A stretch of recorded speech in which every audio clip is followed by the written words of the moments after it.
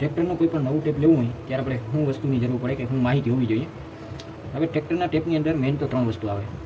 એક તો ટેપ આવે, બીજું પેટી, અને ત્રીજું ટેપ, પેટી અને સ્પીકર. આ 3 વસ્તુ. હવે આપણે સૌથી પહેલાં સ્પીકરની વાત કરીએ. સ્પીકર 6 ઇંચથી લઈ અને 32 ઇંચ સુધીના સ્પીકર આવે. હવે સ્પીકરનો જે આગળનો ભાગ હોય ને, આગળનો દેખાતો ભાગ, મતલબ કે સ્પીકરનો આ વાળો ભાગ, આ રાઉન્ડ, એને ઇંચમાં મપાય. અને આપણે દેશી ભાષામાં એને કેટલાનું સ્પીકર, મતલબ કે 6નું છે, 8નું છે, 10નું છે કે 12નું છે, આવી રીતે જાણીએ. બરાબર. હવે સ્પીકરની અંદર ખાલી આ રાઉન્ડથી મતલબ નથી. હકીકતમાં સ્પીકરની પાછળનું મેગ્નેટ 10 ઇંચના તો બધાય દેખાય. સમજી લો કે એક્ઝામ્પલ તરીકે આ 10 ઇંચનું સ્પીકર છે, પછી આ 10 ઇંચનું સ્પીકર સેમ જ દેખાય. પાછળ જુઓ, પાછળનો મેગ્નેટમાં ફરક. હવે એમાં અને આમાં જુઓ, બેના મેગ્નેટમાં ફરક. આ બે થઈ ગયા. હવે સેમ ટુ સેમ એવું જ આ 10 ઇંચનું સ્પીકર છે, આગળથી સેમ જ 10 ઇંચ એટલે 10 ઇંચ જ, પણ પાછળનો મેગ્નેટ સાઇઝ જુઓ ડબલનું છે. હવે આપણે એકવાર સાઇઝ નક્કી થઈ ગઈ કે આપણે 10નું સ્પીકર લેવું. ટેપની અંદર ટ્રેક્ટરમાં ટેપ ફિટ કરવાનું, 10નું સ્પીકર જોઈએ. 10ના સ્પીકરની અંદર મેગ્નેટ સાઇઝ કેવડી રાખવી? 90 mm થી લઈ અને 150 mm 155 mm સુધીની મેગ્નેટ સાઇઝ આવે. બરાબર. હવે મેગ્નેટની સાઇઝ છે ને, એના ઉપરથી સ્પીકરની તાકાત, સ્પીકરની ક્વોલિટી એ નક્કી થાય. 90 mm નું મેગ્નેટ આ છે, સૌથી નાનું. સોરી, આ 90 mm સૌથી નાનું મેગ્નેટ. એનાથી મોટું આ 120, પછી 134, 155 એવી રીતે મેગ્નેટ સાઇઝ આવે. જોકે સ્પીકરની અંદર ખાલી મેગ્નેટ અને આગળનો પડદો એનાથી કંઈ નથી, પણ ઘણા બધા પેરામીટર આવે, ક્યારેક બીજા વિડીયોમાં વાત કરીશું. પહેલાં તો સ્પીકર નક્કી થઈ ગયું. હવે પેટી, કે પેટી કેવી લેવી. જો આ સ્પીકર 10નું છે, 10નું સ્પીકર છે, તો પેટીની જે ઊંડાઈ હોય ને, આ ચોરસ પેટી હોય, એમાં આપણે અહીંયા સ્પીકર ફિટ કરશું. મતલબ કે આ પેટીનો આગળનો ભાગ, અહીંયા સ્પીકર ફિટ થશે. તો સ્પીકરની નીચે, મતલબ કે આ સ્પીકરની ઊંડાઈ 10નું સ્પીકર હોય તો મેક્સિમમ 12 ઇંચ, મતલબ કે જેટલાનું સ્પીકર હોય એમાં +2 કરી દેવાના. આટલી તો ઊંડાઈ હોવી જ જોઈએ. પછી ઊંચાઈને એ જે સાઇઝ નક્કી કરો એ પ્રમાણે, પણ ઊંડાઈ એટલી રાખવાની. હવે પેટી નક્કી થઈ ગઈ કે આપણે 10ના સ્પીકરની અંદર 12 ઇંચની ઊંડાઈવાળી પેટી જોઈએ. પછી ઊંચાઈ 1.5 ફૂટ હોય કે 2 ફૂટ રાખો કે જે હોય, એના પણ આખું સાઉન્ડ એન્જિનિયરિંગ આવે કે તમે કયું સ્પીકર કઈ પેટીમાં નાખો, એના ઉપરથી ટ્યુન થાય, એના ઉપરથી એનો બેઝ નક્કી થાય. હવે મેઇન વસ્તુ ટેપની વાત કરીએ. ટેપ બોલો છો અથવા એમ્પ્લીફાયર બોલો છો. હવે ટેપની અંદર, ટેપ મતલબ કે આવી વસ્તુ, આ ટાઈપનું ટેપ, 4 વોલ્યુમ વાળું ટેપ કહીએ. જો કે સૌથી વધારે 4 વોલ્યુમ વાળું ટેપ પોપ્યુલર છે.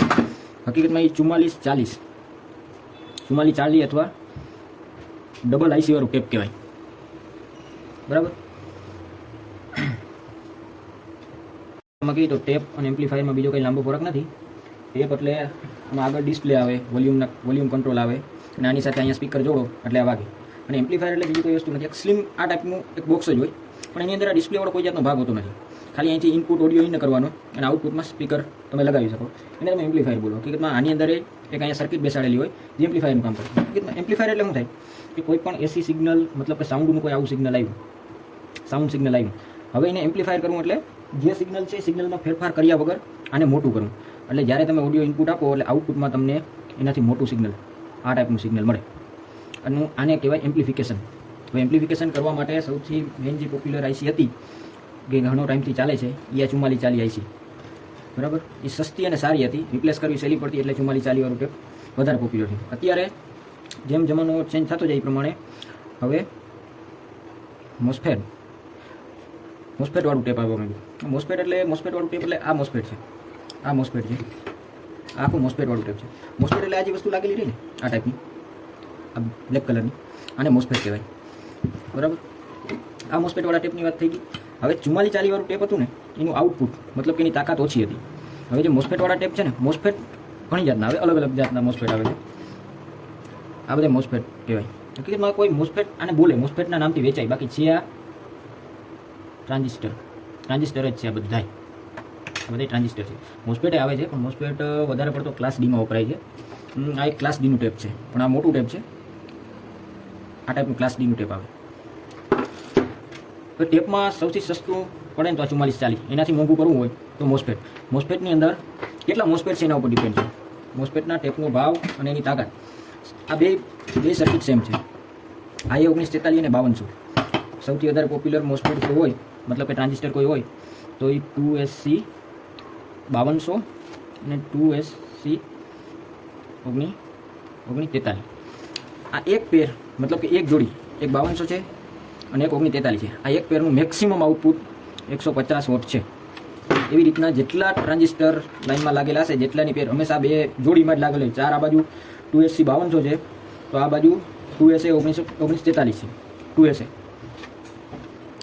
હવે એ પ્રમાણે પ્લસ કરતા જવાના. 150 ગુણ્યા 4 જોડિયા થાય, એટલે આની તાકાત વધારે છે. તો એમાં સ્ટીરિયો, મોનો એ વાત એમ્પ્લીફાયર, પણ મોનોને આપણે સાઈડમાં રાખીએ. ત્યારે સ્ટીરિયોની વાત કરીએ કે આપણે 2 સ્પીકર વગાડવાના છે. તો 4440ની વાત થઈ ગઈ, સસ્તું અને સારું પડશે. મોસ્ફેટ એનાથી થોડુંક મોંઘું પડશે. મોસ્ફેટની ડિઝાઇન કેવી છે એના ઉપર છે. હંમેશા આપણું ટ્રેક્ટરની અંદર ટેપ 12 વોલ્ટ ઉપર જ કામ કરે, પણ આ મોસ્ફેટ રહ્યા એનું જો તમારે 150 વોટનું આઉટપુટ પૂરું જોતું હોય એક જોડીનું, તો 150 વોટનું આઉટપુટ લેવા માટે એનો પાવર સપ્લાય બનાવવો પડે. ઇન્વર્ટર સર્કિટ કહેવાય. ઇન્વર્ટર સર્કિટ એટલે આ ટાઈપની એક સર્કિટ આવે, જો કે એ ટેપની અંદર જ બધું ફિટ કરેલું હોય. હવે એમાં એ વોલ્ટેજ વધારી અને 35 0 35 પ્લસ 35 માઇનસ 35 આ રીતે આ કંઈક સપ્લાય બનાવે. ટૂંકમાં ટેકનિકલી આપણે નથી સમજતા, પણ સાદું સમજી લઈએ. આ બધા એના પાવર સપ્લાય છે કે જે મોસ્ફેટને ચલાવવા માટેના અલગ અલગ પાવર સપ્લાય છે. આ નાનો છે, આ મોટો છે, પછી એનાથી નાના મોટા આ બધાય મોસ્ફેટનો પાવર સપ્લાય જોવો હોય તો એક કોયલ, સૌથી મોટી એક કોયલ હોય. આ કોયલ હોય જ તો જ 12 વોલ્ટમાંથી 24 0 હોય કે 35 0 35 45 0 45, અને એ પણ ડબલ વોલ્ટેજમાં જ હોય. જેટલા હોય એટલે અહીંયા 35 હોય તો બે બાજુ 35, 24 હોય તો 24. આ મોસ્ફેટવાળા ટેપની વાત થઈ ગઈ. હવે ક્લાસ ડી. ક્લાસ ડી આખી વસ્તુ જ અલગ છે. એ હવે ક્યારેક આપણે અલગ વિડીયોમાં સમજશું. પણ ટેપ લેતી વખતે આ બધી વસ્તુ થોડી ધ્યાનમાં હોવી જોઈએ.